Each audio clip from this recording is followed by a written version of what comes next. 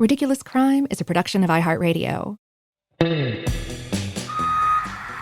Hello, producer Dave, interns. Did it go to voicemail? We have to change the outgoing message from something other than just the sound of a truck backing up. Listen, we got caught again. The resort boys ran a pit maneuver on us on a country road and we flipped the airport shuttle. We're okay, but they've taken us to a black site and an abandoned Red Roof Inn. This place is dismal, bleak. There's no HBO, or Max, or whatever they're calling it now. We're gonna bust out tonight. We've been collecting bed sheets, tearing them into strips, braiding and weaving them like the ancients of yore. We have a really elaborate rope ladder built. I wanted to dye it a fun color with some fruit punch crystal light in the bathtub from the stash I keep in my shoe, but Zaron said we don't have time for that.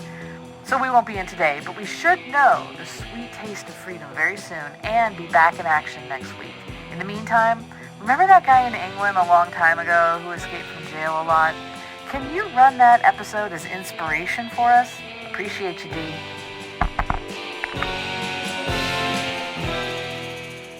Zaron Burnett. Yo, Elizabeth Dutton. What's up, Claude?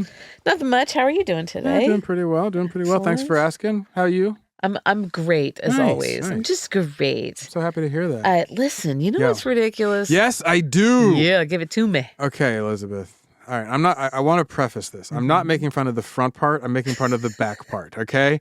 Last year, there was this news story about this guy, Christian Montenegro. Okay. And he married a rag doll. Like I'm not casting aspersions on this person. Aerosmith song, rag doll? like his wife Natalia is a rag doll. And he'd broken up with his ex-girlfriend, right? And so then he started dating Natalia, the rag doll. And then he decided, well, I'm happy with her. We can make a good life of this. So then he got married to the rag doll. And people are like, this guy's not right. People are like, no, it's fine. So they're debating, right? Anyway, this is the part that it gets me. Because whatever. Marry a bridge, marry a building. I don't care, right? There was a video last year of him going to the doctors. He's called paramedics because he was worried that his rag doll had fallen ill. Now, keep in mind, they have 3 rag doll children, so he was worried he was going to be a single rag doll father to their rag doll kids. Where is this? I swear to God. Where is this? And it goes long enough that I do not think it's a prank. I have to believe that this is a compulsion. It is in South America. Why are you being like, what does it matter? Because I want to go down there and slap him. It takes place in the land of magical realism, Colombia. Oh, Colombia. Oh, Colombia. So there you go. Ridiculous, right? And just the last part. And I'm he just has saying. 3, guess what, 3 buddy? ragdoll kids. The whole thing's ridiculous. 3 ragdoll kids, a ragdoll wife. I know. And when she gets sick, he goes to a people hospital, Elizabeth. I know he needs that to you're go to a like, ragdoll hospital. I'm all progressive. And where is the ragdoll hospital? Ragdoll, that's fine. No, it's not fine. Taking a ragdoll to a human hospital, it's like taking me to a vet. I mean, come on. Do you want to save your wife or not? I'll take you to the vet because we got the cops on our tail. That's why I know. But I mean, honestly, that's the vet I recommended. I'm not going to be like, if he wants to love a rat. No. The 3 kids. No, come on now. Pull yourself together. Kid, no. Like, I think we can afford another, honey. Yeah, no. They had a conversation and he sewed another kid. You don't get to do that kind of, like, come on now. Come on now. Yes. That is ridiculous. That's ridiculous. Do you know what else is ridiculous? No, but I'm here for it. Escaping, and then escaping, and then escaping some more. Oh, I like the spirit.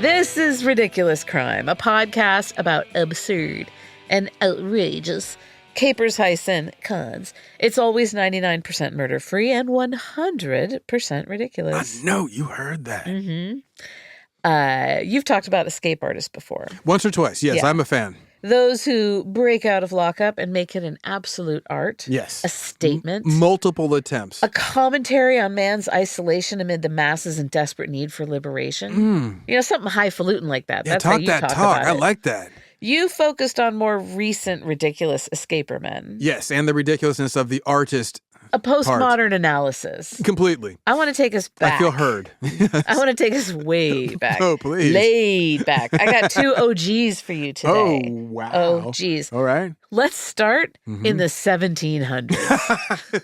So this way is back. like you starting everything going back to Dracula. Dracula. I'm like, when Mehmed II could have killed Dracula. Everything goes when back. Dracula could have killed Mehmed II. Everything goes back to Mehmed II. And then he with failed, you. yeah. When Vlad the Impaler failed to kill Mehmed II, totally. you get America. When you're That's my like- contention.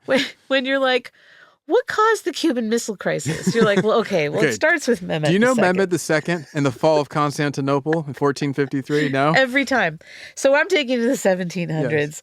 And I'm not going to mangle any French or Italian pronunciations. Oh, man. Not because I've worked hard on my diction and my focus. No. It's because there aren't any. Nice. Hoorah. Okay. Hoorah. So the first dude is a fella named Jack Shepherd. I can say that. Nice. You got that Jack one. Shepherd. Shepherd. He's now I'm going to screw it up. Shepherd. He's known as the 18th century's most notorious robber and thief. Oh, That's saying a lot. That's saying a lot. Is it purely in his home country of England? Likely, because he wasn't a global phenom. Kind of a highwayman? Not really. You'll see. Okay. He was also referred to as the most glamorous rogue in London. Oh, one of those kind of guys. Glamour, Zaron. Yes. Glamour. A gigolo with deep pockets. He drops things in. He was born. He was born on March 4th. Yes. Did you ever, when I was in high school, we used to say to the nuns, like you'd raise your hand and be like, "What's today's date?" And they'd say March 4th, and we'd all get up and walk forward. You're making that up. Nerd humor. You did not really do that. Did you guys actually get up out of your seats? You really did? Yeah. Multiple kids. Yeah. Wow. Just one time, one March 4th. Wow. I love And then we that. looked at each other and we're like, oh God. I love that for you. I know, That don't you you? actually had that. That's amazing. That's so precious and dear. It was, but this was March 4th, 1702. Oh, wow. That's coming back. Yes, I'm ma'am. warning you. That's coming back.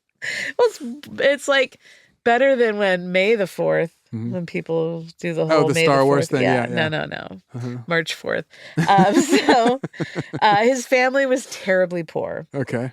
They lived in Spitalfields in London in the East End. He lived in a spit field? Well, no, the location gets its name from the fact that many of the original inhabitants had both poorly formed dentition and severe allergies. I don't mean to laugh at the people. It led them to like produce abnormally large quantities of saliva.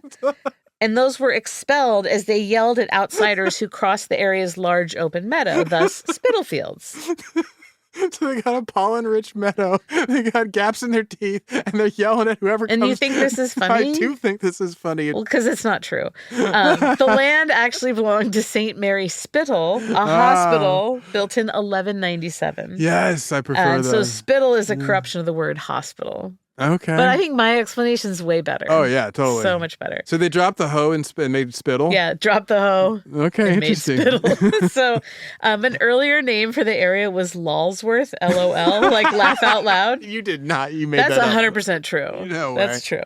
So in Jack Shepherd's time, it was an area notorious for highwaymen, as you said, bad men, and prostitutes. And so Jack, he stayed away from all that. Okay. When he was 15, he got an apprenticeship with a carpenter. 5 years later, he's 20 years old, because I can do math. And I also happen to be hooked on phonics. Yes. He was an accomplished craftsman. Of at course. that point. I like 20 years this. old. He was a small fellow. Well, they don't have TV. No. He was too all poor the time for in it. the world. He was too poor for it. Everyone else had it. Oh, as long as you got candlelight, you can be working, kid. He was a Litlin. Yeah. He was 5'4", fine-boned, slight. But he had like this dazzling smile. He didn't have the Spitalfields dentition. He had a dazzling smile and a magnetic personality. Okay. And so that made him really popular in the neighborhood, especially in the pubs. And it was in those taverns that he fell in with the wrong crowd. Uh-oh. The shady underbelly of Spitalfields. And so most notably was a prostitute named Elizabeth Lyon, a.k.a. Edgeworth Bess. Edgeworth Bess. Okay, it's like a district. Bess was a big, beautiful mama. Okay. A whole lot of rosy. Good on Very Bess. popular with the fellas. and Jack was sprung. Awooga, awooga, as you would say. Hubba, hubba. Yes. And so the more time and money he spent with Bess, the deeper into that dark side of things he got. Oh. Lots of drinking, lots of carousing. Yeah. This wasn't good for woodworking, Zaron. No, pretty soon he'll be selling his tools. Yeah. Well, as a one-time man of the trades, you know that you have to be able to focus and show up on time and get the work done. Oh yeah, and you have to have your tools. You can't send things you can't like send things to voicemail and ignore the inbox. No. So his income took a dip. No. And he wasn't getting the work he once was because he was spending all this money on booze and on Bess. Yeah. And so he had to make ends meet. He needed cash. He started stealing. In the spring of 1723, he got busted for the first time, shoplifting. Taking other people's tools. Shoplifters of the world, unite and take over, he yelled. Did he really? That's a Smiths lyric. Oh, I thought like they pulled it from him, like it's some old British story I just have never heard. He was spitting all over the place. I'm not going to believe anything you tell me anymore. So soon enough, he starts hanging out with a very bad hombre named Joseph Blake, a.k.a. Blueskin. William Blake's little brother. Blueskin. Blueskin? Are you kidding me? No. No one's really sure how he got that name. Colloidal silver. That's how he got that name. He had like a really swarthy complexion. He was also blue, super hairy. Okay. Especially in the facial region. So maybe that was it. This is what they're speculating. Okay. Some thought he maybe had a port wine birthmark. Okay. Maybe that makes more sense. Makes a lot more sense. He could have been part Smurf. I'm going with that one. Who Smurf knows? from the waist down. Okay, so either like way, a mermaid or something. Yeah, it's like fish for the waist down. He's Smurf from the waist down. But blue skin, so that means he doesn't wear pants a lot because everyone can see. Oh, okay, he wears good short point. Pants. Well, but I thought his feet. You he can't hide that. Shorts. Yeah, short. Then, he's wearing he'd be shorts. Bluefoot. Well, his legs. They see his ankles. They legs. They go all the way up. Anyway, Blueskin. Blueskin. He shows Jack Shepherd the ropes. Takes him from an amateur shoplifter to a professional thief. He's good at it, but he's also not good at it. That's an interesting line there. Professional thief, amateur shoplifter. Yeah. Wait, is it when someone else pays you enough? Because you get sponsorships. Yeah, okay, there you go. Yeah. You're a factory rider. Exactly. So he gets arrested and imprisoned 5 times between 1723 and 1724. Wow. Of those 5 arrests, he got out 4 times. Damn. The poor folks in Spitalfields loved this. Of course. They loved it. They had no TV. Folk hero. Yeah, they had no TV. But the rich people in town did. So let's take a look at his first escape, 1723. Okay. He got sent to St. Anne's Roundhouse for pickpocketing. That's where they invented the roundhouse. I was going to say, they had a roundhouse just for pickpockets. That's where they invented it. Like all the cut purses go here. Yeah. Bess came to visit him. And that was a bad idea because the jailers recognized her as a lady of the night, and then she gets arrested. No, on the just spot. on supposition? Yeah. She wasn't No, even... I think she had like warrants. Oh, and okay. so she and Jack, they're sent together to New Prison in Clerkenwell. All right. And it was there that they were locked in a cell known as the Newgate Ward. Oh, okay. I think I've heard of Newgate. Yeah, somehow Jack gets a hold of a file. These things just happen. Pockets. Yeah, and so the couple, they'd only been locked up overnight, but it was too much for Jack. He's like, I can't take this. I'm with Jack. He filed his way through his shackles. Then he used the file to gouge a hole in the wall right under the window. Not like a big hole that went all the way through, just one that like was placed as such that he could loosen one of the iron bars that blocked the window and wiggle it out of place. So they got the window open. Bess and Jack tied sheets and blankets together and did the old cliche rope out of the window escape. Yeah. They lowered themselves to the ground and then they climbed over a 22-foot high wall. Wow. Freedom. How are you going to do that? They did it. 22 feet. 22 feet. I mean, if they're standing on one shoulder and you get one up, the other one has to pull the other one up. And he's 5'4" and slight. He's not... And she's a big stout lady. Yeah. I don't know how they did it. Maybe she just picked him up and threw him. She threw him over and then he threw a rope back over? Let's say that's how it happened. All right, Let's I'm just into say it. it. I'm going to go ahead and say it. You say it. She threw him over the wall. I like it. I like that. And then I like that he for threw all a of rope them. back over. Exactly. And she climbed up and she's like, But I got it, baby. Off they went, imprisoned no more. That's a lot of filing, too. And that, you ever tried to file through metal? That's Can we not just quick. say cute couple alert? Oh, my God. Breaking I love out them. of jail together? Oh, dude, ship them forever. 1724. Yes. A year later, Jack's 22. Yeah. He was still on his thieving BS. He gets caught. He was convicted of burglary and sentenced to death. That Ooh. seems like a lot for theft. Yeah. So back to Newgate. What did he steal? I don't know. He stole the Declaration of Independence before it was written. The cell for the condemned at Newgate was at the end of a dark passage. And to get to the passage, you had to go through this hatch that was like ringed with huge iron spikes. Are you kidding? No. So that's medieval. true. August 30th, 1724, Jack filed away at one of the spikes. Nice. So that with a little push, it would just snap right off. Okay. So he got it almost through. Yeah. And once again, Bess comes to visit. Nice. And I'm guessing she didn't have warrants this time. She's like, I'm good. And she brought the rope. And then she brought another prostitute with her, a gal named Moll Maggot. Moll Maggot? Moll Maggot. Like M-A-U-L? No, M-O-L-L. Oh, Moll. Like Molly. Molly. Yeah. Molly Maggot. Okay. And now I'm not of that world, Wow. but I would imagine that's not a name that drums up a lot of business. It depends. Very specific type of business. Maybe she's like going for the goth guys and she wants them to know, like, perhaps. You into a dead girl? Oh, God, I'm going to be sick. No? Okay, so Bess and Moll, they waltz in to visit Jack on death row, and they manage to distract the guard. How? Okay. Magic trick. Sure, why not? I can't imagine how. And so while the guard was otherwise occupied, Jack snapped off the spike. Nice. And then he was able to squeeze through the space and make a break for it. And the girls helped him run off, and then they all went together. Hopefully to France. Maggot time. Maggot time. So, but he only tasted freedom for a couple months, then he gets locked up again. His last escape was his most famous one. It was October 15th, 1724. And there's a lot of footage of the escape available online. You keep doing this. I know. So the location was once again Newgate Prison. Okay. The jailers cuffed him while he was in the cell, hoping that would prevent him from getting out. Sometime like with cheese? What are they cuffing him with? He just always rope. Yeah, okay. Like loosely woven hemp rope. So at some point, he managed to get his thin wrists out of the shackles. Okay. And then he pulled a loose nail out of the wall, which is why maintenance is important in a prison. So important. It's the little things. Yeah. Broken window policies. Exactly. I'm telling you. So he used the nail to pick the lock on the chain that connected his ankle to the floor. And then he used the nail to pick the lock on the door. Oh, yes. And then he used the nail to pick the lock in the area outside the block where he was kept, and then another lock and another lock. Yeah, this is like the TV shows I watch, like The Musketeers. Like, this is the medieval escape plan. Totally. Get a nail, work it out of something. Next thing you know, he's on the roof of the prison. I love this for him. He still had a shackle around his ankle. Oh, nice. Just and why not?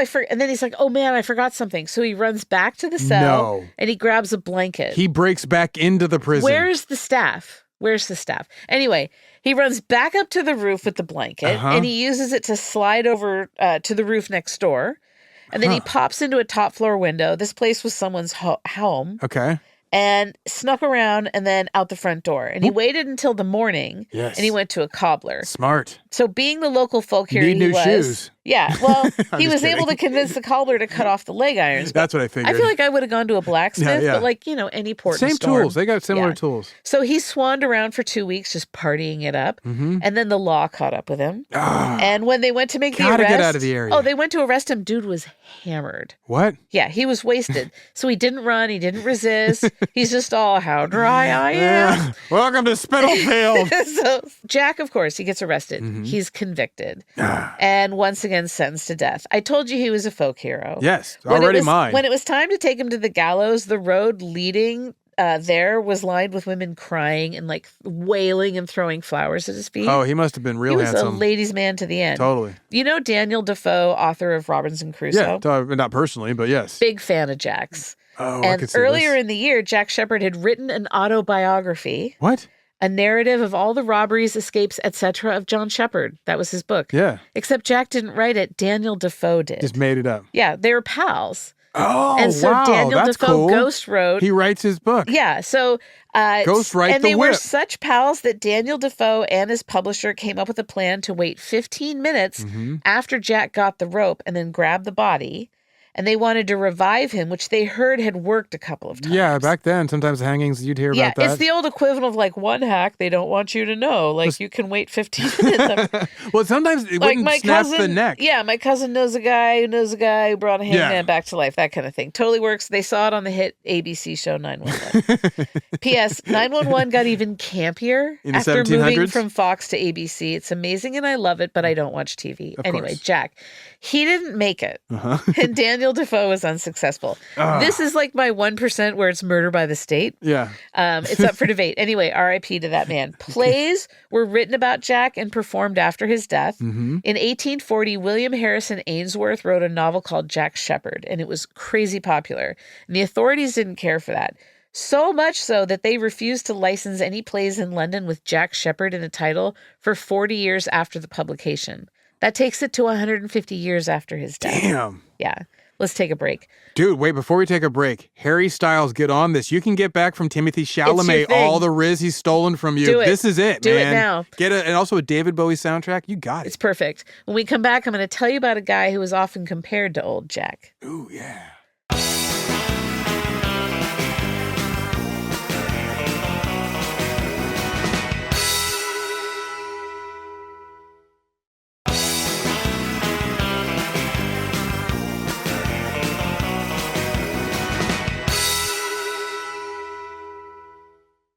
Escaper Boys. Yes. Let's I'm digging talk. this, dude. That Jack Sheppard was dope. I know, right? Who else you got? Well, we're having a lot of fun, Yes, we are. and I've already killed a man off. You did with the state, no less.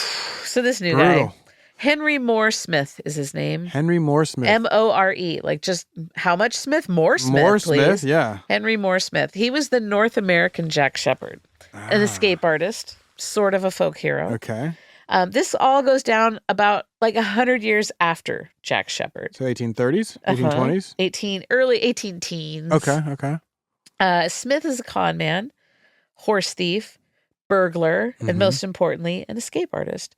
He had a bunch of aliases: Frederick Henry Moore, Henry J. Moon, William Newman. You know, whatever. These are good, forgettable, but sounding They're real. totally, These yeah, good names. Exactly. So 1812, he arrives in Halifax, Nova Scotia. Canadian. He was vague about where he'd come from or like where he was born. There are no records of him prior to this time. He was well-dressed and polite.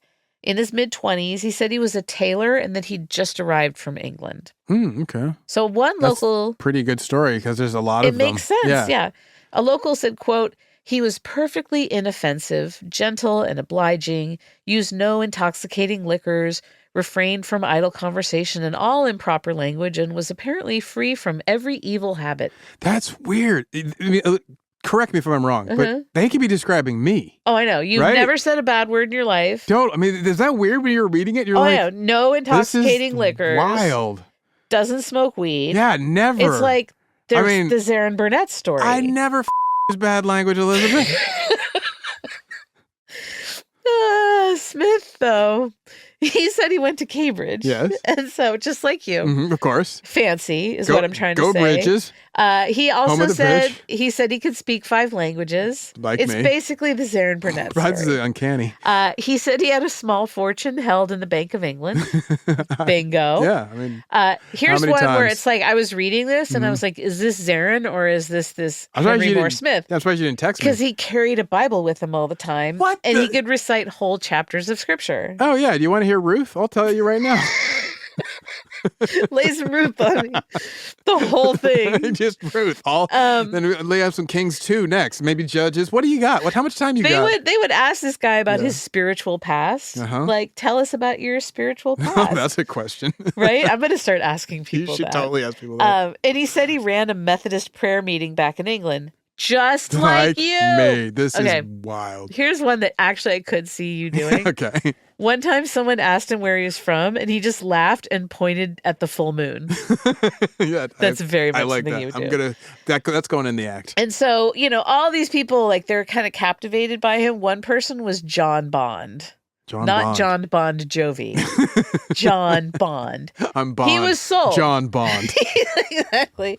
006. He thought that Smith was the bee's knees. Oh, Darren. okay. So he hired him to work on his farm near Windsor, just northwest of Halifax. And Smith, he fit right in with the family. He joined them for meals and prayers. He was like, hold on, I need to pray before I eat this gruel. Sure. Give it up to the guy in the sky. So he also romanced the daughter, Elizabeth. There are a lot of Elizabeths going on here today. God's a big fan of the loving, from what I hear. Yeah. And so it's how you make little ministers. As was the custom of the day, Smith married Elizabeth within the year. There you go. Hey, quick. Dude, it happens. The couple moved out and Smith started his own tailor shop. Okay. He's like, you know what? I'm just going to go out on my own here. I'm going to try a new path. Things were blissful and until they weren't. In Halifax, at the big fancy mansions, things started going missing.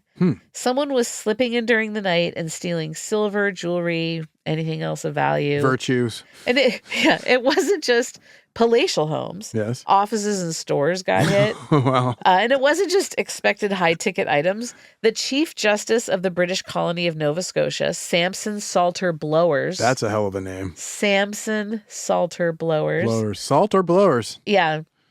He had 3 law books taken from his chambers.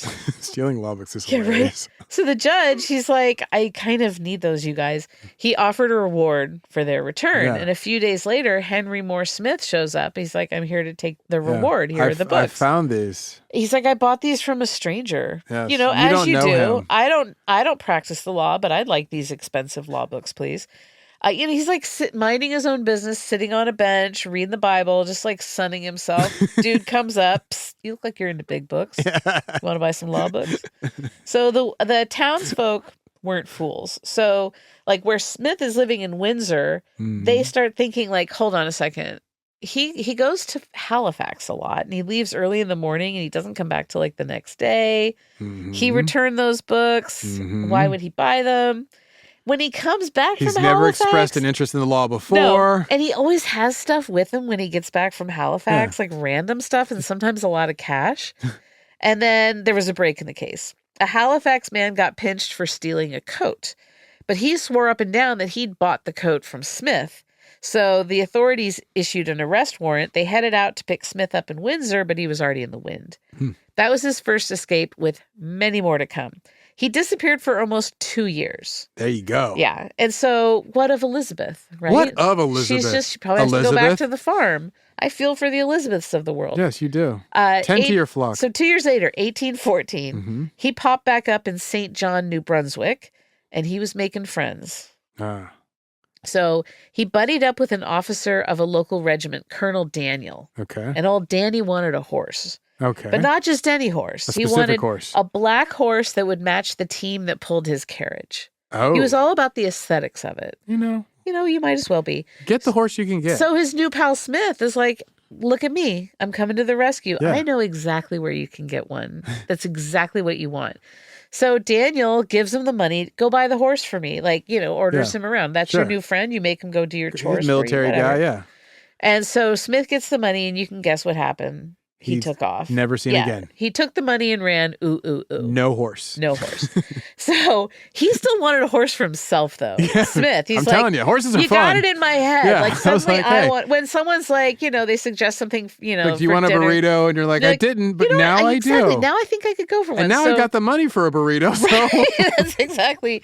So he wants a horse.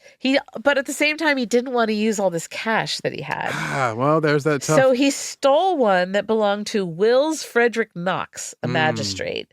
And he liked sticking it to the legal establishment. Yeah. Yeah. So why not go right to the man who's going to bust you? Wills Frederick Knox. Rob from him. Yeah, the magistrate. He was the son of a British undersecretary of state. Oh, buddy. And he really loved his horse. And he I wanted bet it he back. did. So he gets word of this and like a description of Smith, and he chased after Smith for 4 days, trying to catch him and get the horse back. Like he wanted justice. He wanted cold justice. I'm surprised you didn't hire like some Scottish clan to hunt him down or something. He found Smith 4 days later, 300 miles away in Pictou, Nova Scotia. Oh. And Smith gets arrested. I will take old Nova Scotia. Oh, not Pictou? Yeah. I thought I just take any 2 Nova Scotias you were offering. Sorry, go on. So he gets arrested. He tries to escape a handful of times from this, but he's eventually brought back to New Brunswick for trial. So while he's locked up, Smith meets a guy who will change his life. And the man was named Walter Bates, and he was the county sheriff. And they actually wind up changing each other's lives. Bates became obsessed with Smith. Wait, what? The sheriff. The sheriff. Fascinated by him. He's not behind bars. He's not a dirty sheriff. He's running this prison. He's running the the prison. He's like a straight ahead. He later wrote about Smith, quote, as a character singular and unprecedented. he was just fascinated by him. Really? Yeah. So as the trial approached, Smith, he keeps moaning about a pain in his side. Okay. Like real bad, he said. Like real bad. It real hurts. I got a big bad boo-boo. Bates is like, how did that happen? That's how he talks. Just like that. Yeah, You've heard tapes. I've seen video. He's like, how did that happen? Yeah. And Smith told him that when Knox caught him, he hit Smith in the side with the butt of his pistol. And that whether he broke a rib or damaged an organ, who knows? But he's just in complete agony. Sure. Bates is like, oh my God, that's terrible. You got busted guts, man. Yeah. So he gets worse and worse. And Bates brings in a bunch of different doctors to look at him, but they couldn't seem to make it any better. And when it got to the point where he could like hardly lift his head, he asked for someone to come and take down his will as he was going to dictate it to him. Sure. So Bates, he wrote to call on Smith's lawyer. He said, quote, I fear we shall be disappointed in our expectations of the trial of the prisoner, Moore Smith, at the approaching court. I presume from his appearance, he will be removed by death before that time. Death is a coming and a calling. Yeah, he's not going to make it to trial. And that afternoon, Smith screams out in pain, and he asks the guard to heat up a brick and bring it to warm his feet. Okay. A brick, you know. Yeah, like they put it in like a blanket or whatever. Yeah. Like, yeah. And like the tender-hearted guard, he's like, oh my God, of course. He ran to get him the brick. And then he accidentally left the cell door open. And like the guy can barely move. Yeah, you're Smith, not thinking much of him. He's just, his eyes are rolled back in his head. He's inches from the crypt. He's on his deathbed. The guard comes back with the brick and Smith is gone. Oh, yo, Yeah. hey. He played the long game on that one. That's great. Yeah, that was a long. So Bates and the brick-toting guard, they wound up facing charges of negligence for allowing the prisoner to escape. And New Brunswick's Attorney General Thomas Wetmore, he put up a reward for Smith's capture. He's like, I want Drymore. It wasn't like he was laying low and hiding out, though. Oh, where is he hiding? He started burgling on the regular. He lifted a silver watch, cash, like a bunch of other stuff from a house near the jail. Oh, go off, King. Then he's like, I know where I need to go. I'm going west to Maine. Oh, right. Yeah. West is Maine. Right. Yeah. So Thanks. he's like, he stopped for food at a tavern. And while he was there, he stole a bunch of silver teaspoons. He just can't control himself. He stayed at an inn near Fredericton, the colony's capital. Oh, of course. And stole a bunch of expensive clothes out of someone else's luggage. Like he went into their room and zoink. My hands, everything stickies to him. What can I say? The fellow travelers, they didn't suspect him of anything. He told him he was a businessman. Oh, of course, yes. He's a tailor. One of them, he's like, I'm a bounty hunter chasing an army deserter. Oh, that's a good story. Yeah. Here's the best. He's like, I'm a lawman on the trail of a notorious horse thief who broke out of Kingston jail. I'm chasing myself. All of his tall tales and small thefts caught up with him. He was busted just as he was about to enter the United States. Oh. They locked him up, ankles and wrists, and they sent him back to Kingston to stand trial. The whole wrist and ankle thing wasn't enough, though. Because, like, once again, he slips the shackles and he finds sweet, sweet freedom. He'd only been in custody a few hours when he took off into the night. Jeez. So he heads back to Fredericton. Okay. And once he's there, he steals another horse. Okay, maybe they go good horses. It's like the hot wiring of the day. Like he steals them from stables at night, but it'd be funnier if he horse jacked them. Like, someone's riding. Yeah, someone's riding up and like at a stop, he shoves them off the saddle and rides off. Like there's no plates to remove. You just go. Just yank them down. Yeah. So remember New Brunswick's Attorney General Thomas Wetmore, the one who announced the reward leading to his capture. So on the run this time, Smith broke into his house. And while Wetmore was having a dinner party. Yes, early dinner set gang energy. Completely. And so he didn't crap on the drapes like that. Instead, he grabbed a bunch of the guests' coats and scurried away. Like, that'll show him. I love in Canada, stealing coats is the move. Like, this time the cops found him. They hauled him away. Where was he? Hiding in a barn. Okay. I feel ya. Yeah. Was he stealing a horse? Was he like caught I think he was probably mid-nap? All his loot, including the coats, was hidden under the hay in the loft. Okay. And so, he's like, fine, you got me. Let's take a break. When we come back, I'm going to tell you about his next adventure, and it's a doozy.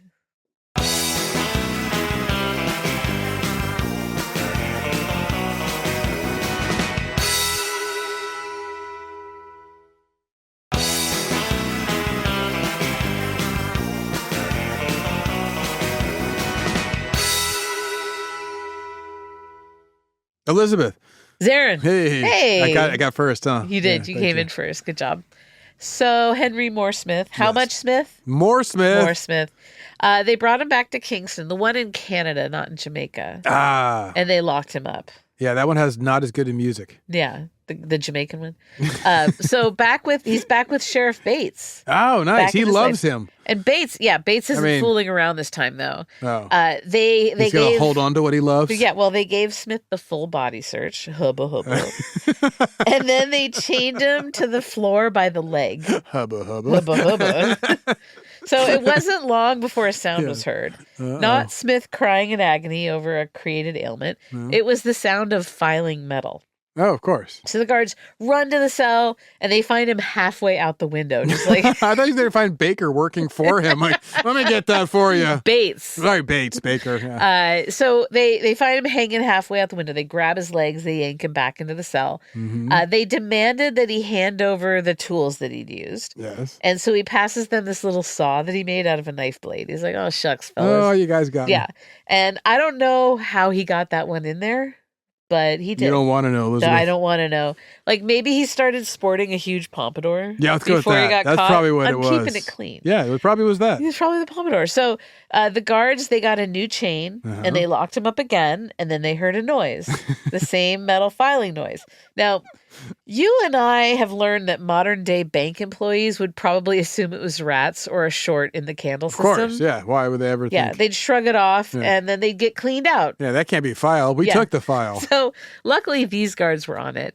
So they dash back to the cell, and they find Smith sitting there, kind of like a kid who was just doing something and then ran back to the bed to sit on it like a good God-fearing child. When so he's doing absolutely nothing. Absolutely, just sitting there. Just staring back at you. Totally.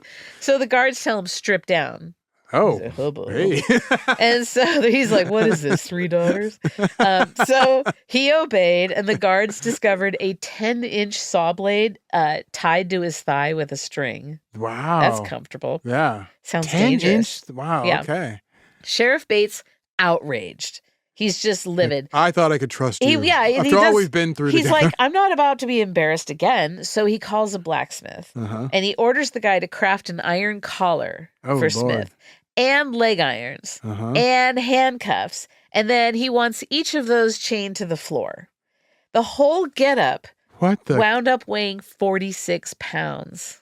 Wow. Can you imagine that? I know. Who hired the kinkster to run the prison? Like, can you picture it, Zaron? No, I don't think I can, Elizabeth. I want you to close your eyes. Oh, my eyes are closed. I'm going to have you picture it. Yeah. You are a jailer at the lockup in Kingston, New Brunswick. You're sitting in your quiet office at the jail, reading the paper and softly whistling to yourself. You started a couple of weeks ago, and it's not a bad gig. You've heard lots of stories, though, about Henry Moore Smith. He's a thief, but more importantly, he's an escape artist.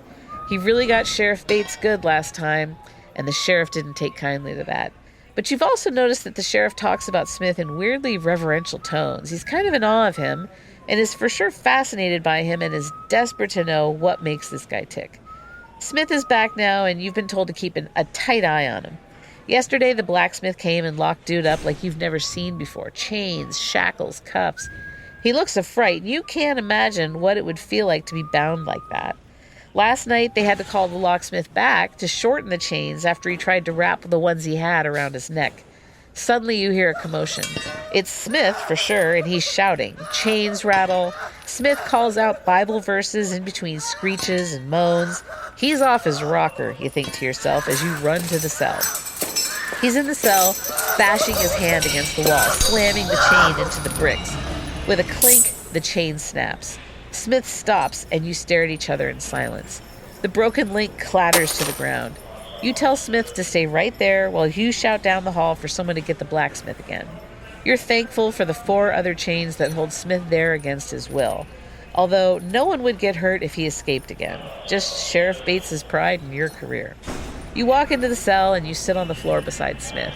His hands and ankles are bloody. He has a crazed look in his eye. You've seen that before. Once you were walking in the woods with your father and you came upon a wolf with its leg caught in a trap. The wolf snarled at you, but its eyes showed deep terror. You asked your dad if he was going to shoot the wolf, put it out of his misery. He assessed the beautiful beast's leg from afar and determined it was something that could heal if it were free. He got a big stick and approached the wolf. The wolf lashed out and snarled some more, but its eyes just showed desperation. Your father was able to wedge the stick into the trap and free the wolf. It sprinted away from you without a second glance, no limp or yelp. As pained as it wasn't interested in hurting you. It just wanted to be free, even if it meant to die in the woods on its own terms. That's what you see as you look into Henry Smith's eyes. He is raving, he is shouting, he is quoting the Bible and flailing against his shackles, but his eyes show terror. He just wants to be free. You go to the corner of the cell and you get a wet rag from a bucket.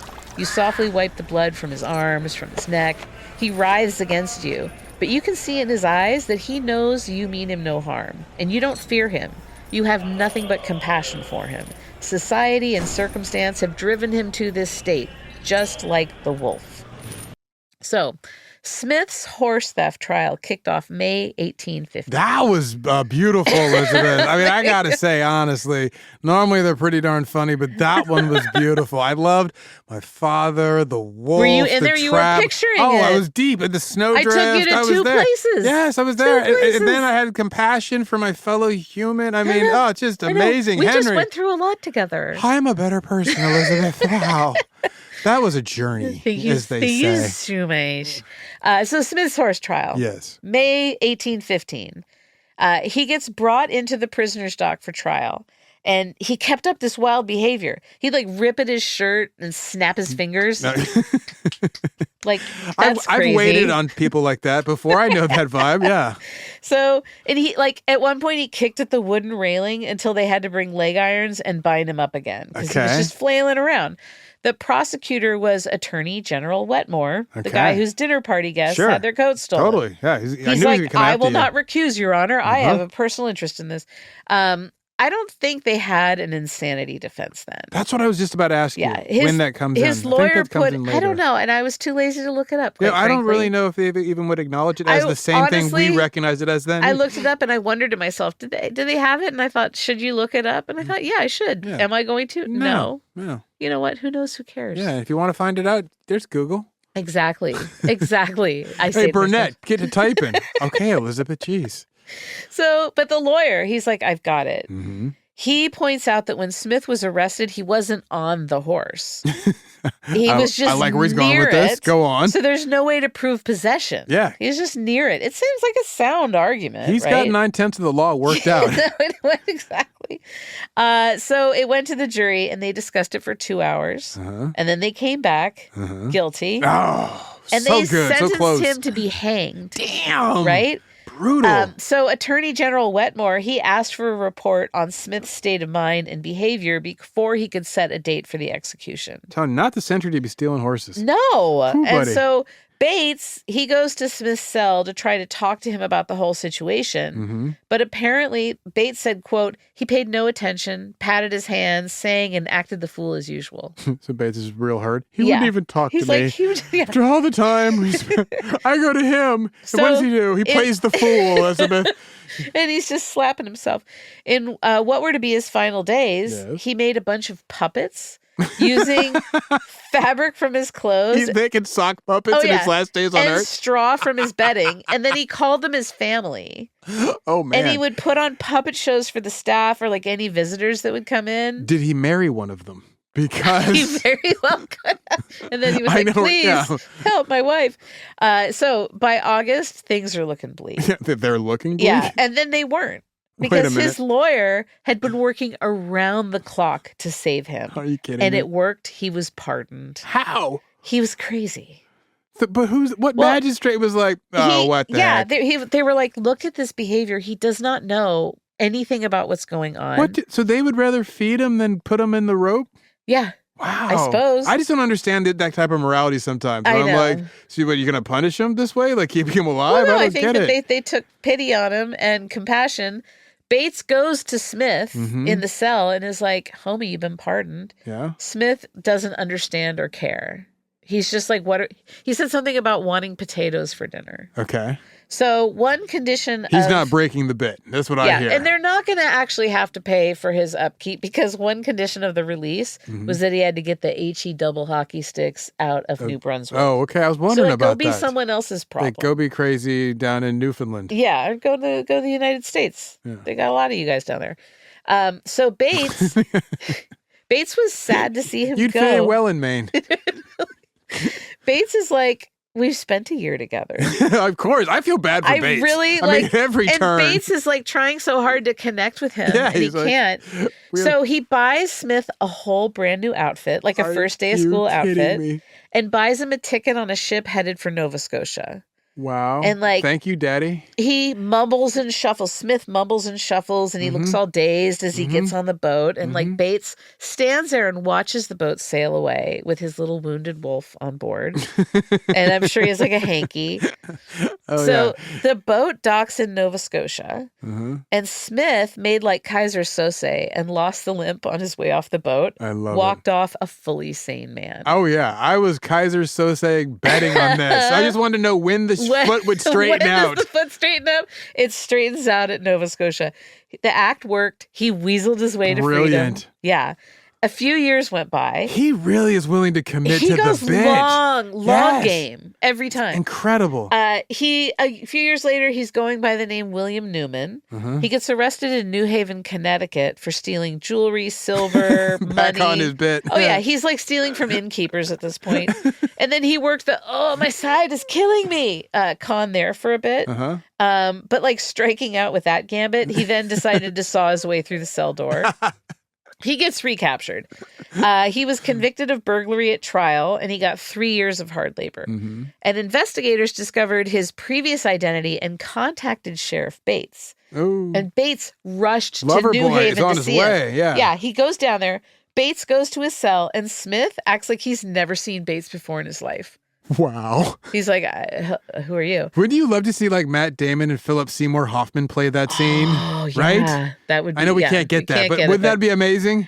Oh, God. Yeah. So Bates, he's baffled, but he's like a little crushed, too. Of course, yeah. And so after doing his little time... crushed. You're being kind. He's devastated, Elizabeth. He is. So Smith does his time, and he gets sort of lost in the shuffle. He's hard to track in this era, but that didn't stop Bates. Oh, man. He spent the rest of his days trying to track Smith down. He said that he could connect Smith to thefts in Boston, New York, Connecticut, Ontario, Canada.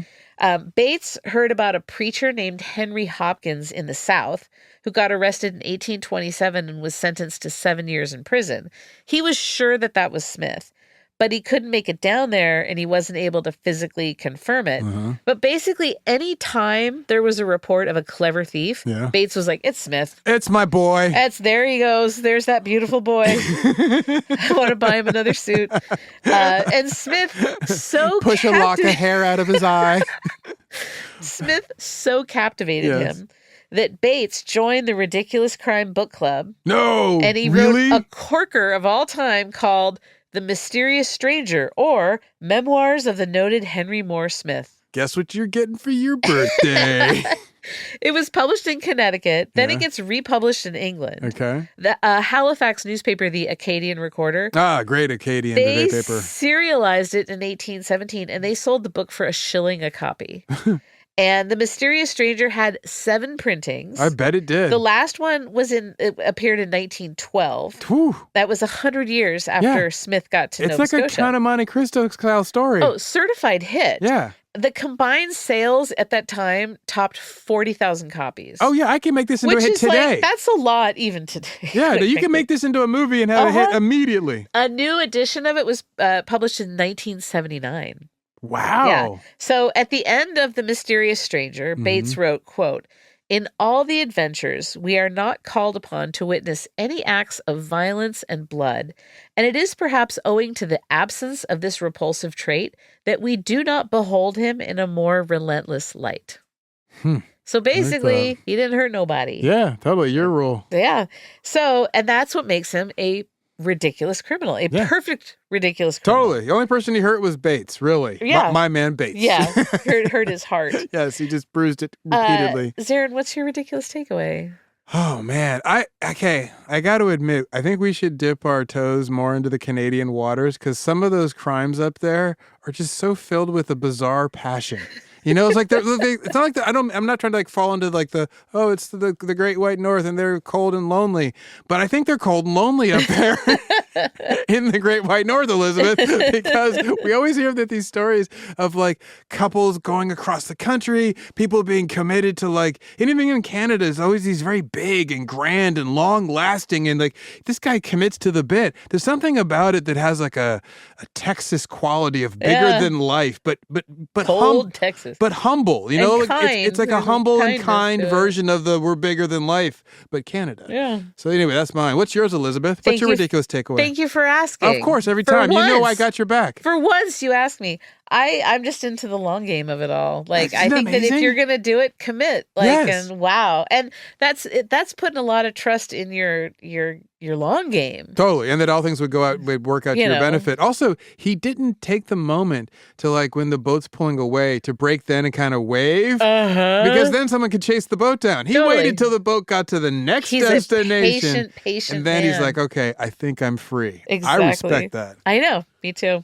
All right. That's what I have. Oh, you know what we do need? What? A talk back. Oh, yeah. Producer D, can you cue that up?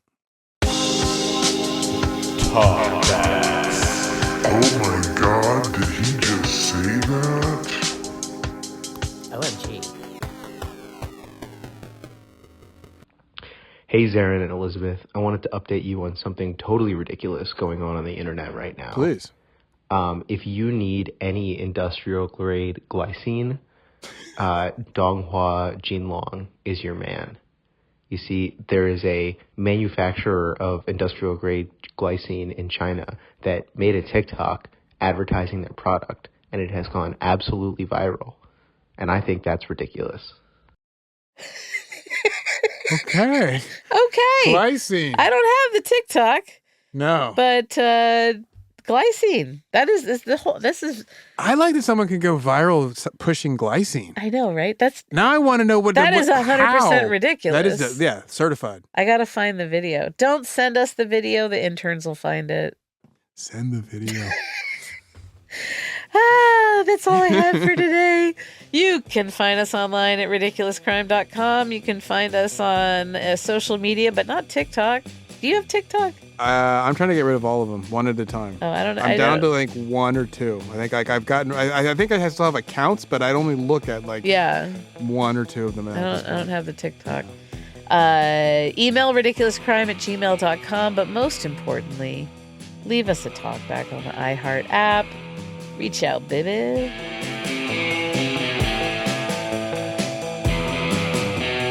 Ridiculous Crime is hosted by Elizabeth Dutton and Zaron Burnett. Produced and edited by traveling shackle salesman Dave Kustin. Research is by horse borrower Marissa Brown and horse adjacent Andrea Song-Charpentier. The theme song is by fired prison guards Thomas Lee and Travis Dutton. Host wardrobe is provided by Botany 500. Guest hair and makeup by Sparkle Shot and Mr. Andre. Executive producers are coatless dinner guests Ben Bolin and Noel Brown.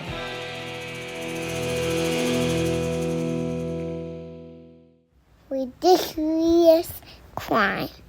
Say it one more time. Ridiculous crime.